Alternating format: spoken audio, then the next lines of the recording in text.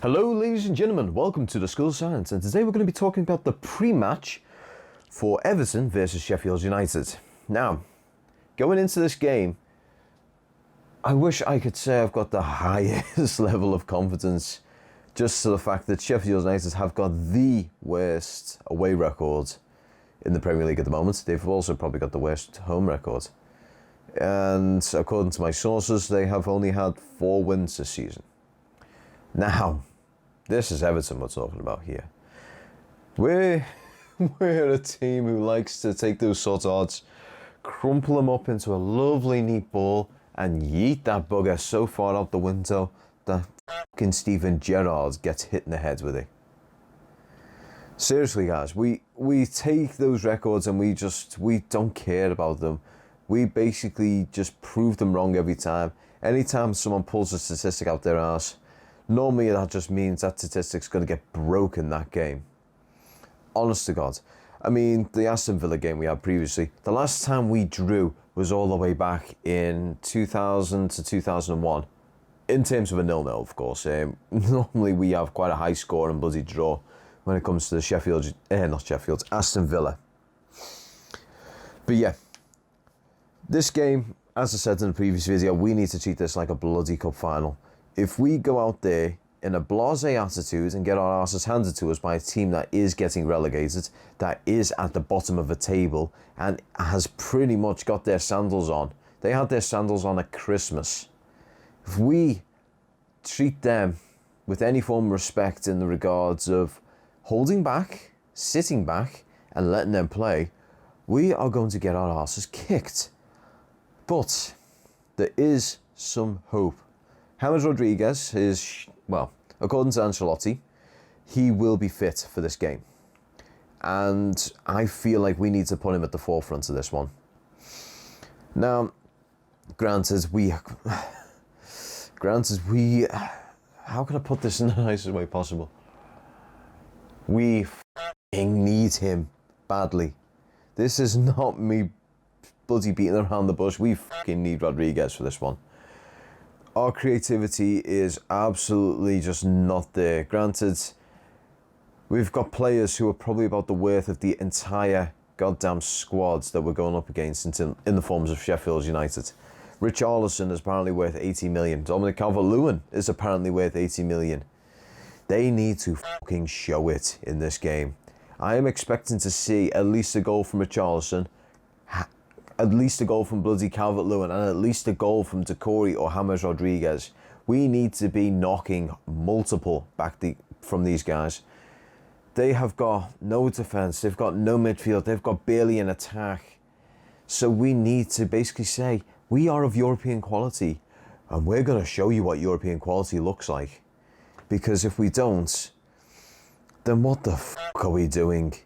The players that are on that pitch right now, the 11 that we have starting, need to show their worth in order to stay in this bloody club.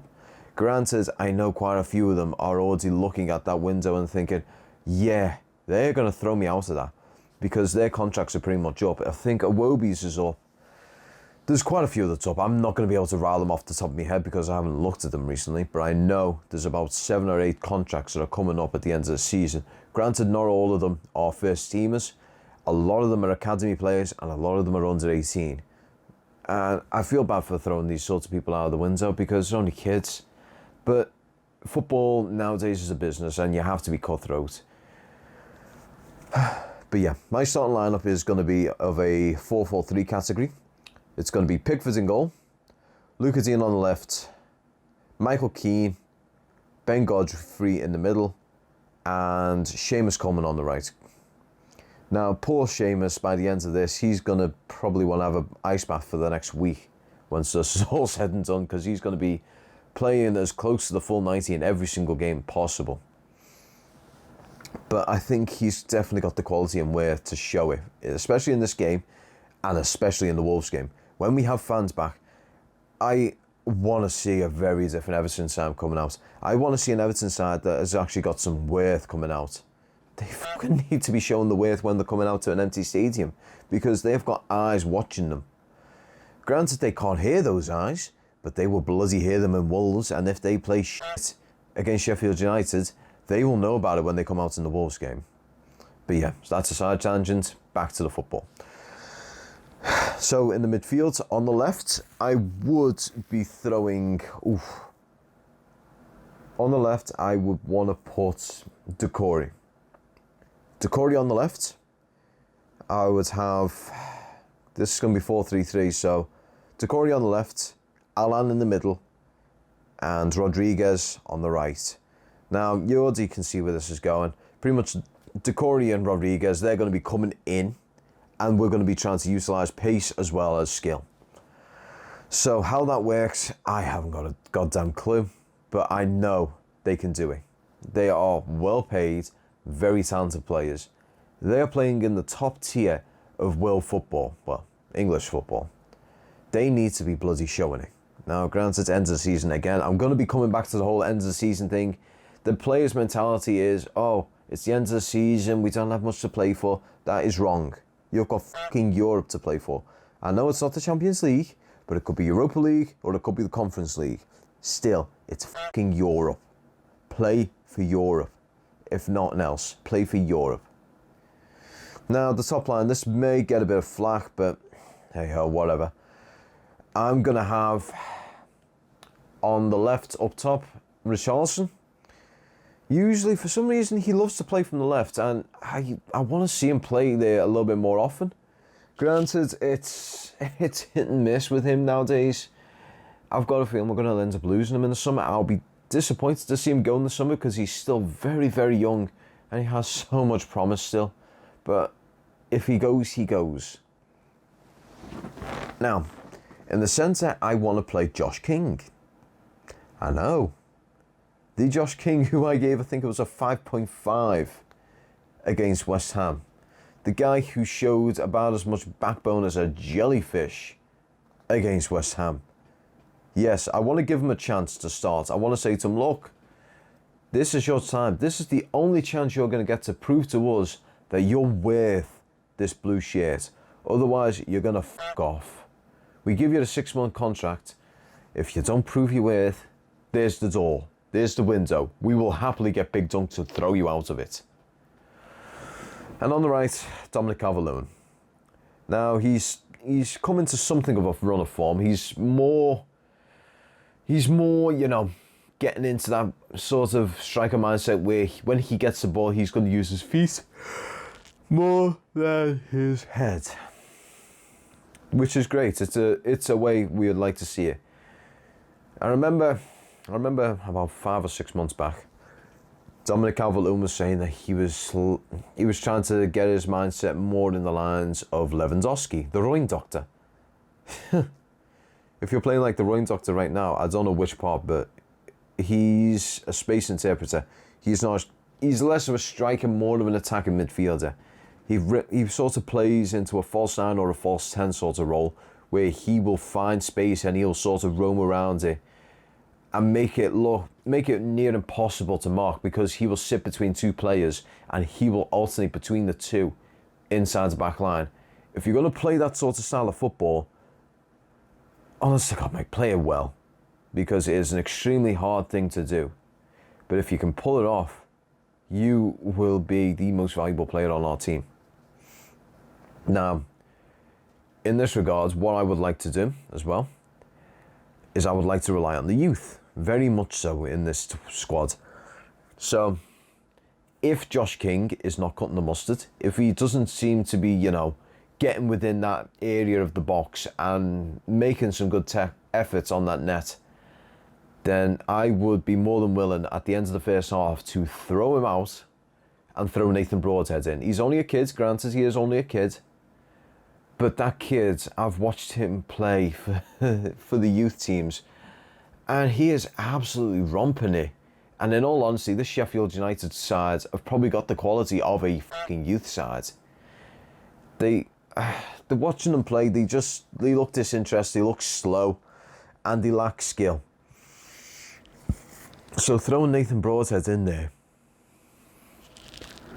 throwing him in there would definitely be worthwhile. I can see him scoring at least 1 or 2 against them if he gets the time. We just need to actually get him on that pitch and watch him go. No, granted, again, young, raw. That can be a double-edged sword. It can work for us or it can work against us. I seriously am praying that it works for us, because if not, we're going to end up having another bloody Jose Baxter on our hands. And I don't want another Jose Baxter on our hands. I want another Wayne Rooney. I want another Lukaku. You know, one of those sorts of players who's able to bang it left, right and centre and almost looks like they're scoring for fun. We need that back in the squad. We also need a right winger. We need a right back. We need another creative outlay instead of relying solely on Rodriguez, because without Rodriguez, we look terrible. I mean, hell, with Rodriguez, sometimes we look terrible, but those sorts of games are few and far between. We need another creative person. And if Coutinho comes in, I'll be more than happy to see the two of them alternate. You know, one game have Coutinho, one game have Rodriguez. Have it so that the both of them are able to get games, but they're also rested as well. But yeah, in regards to this game, we need to come out there and we need to be going absolutely guns blazing from the word go. We need to throw Sheffield so far on the back foot that they're pretty much in the main stand while we're knocking it into the net.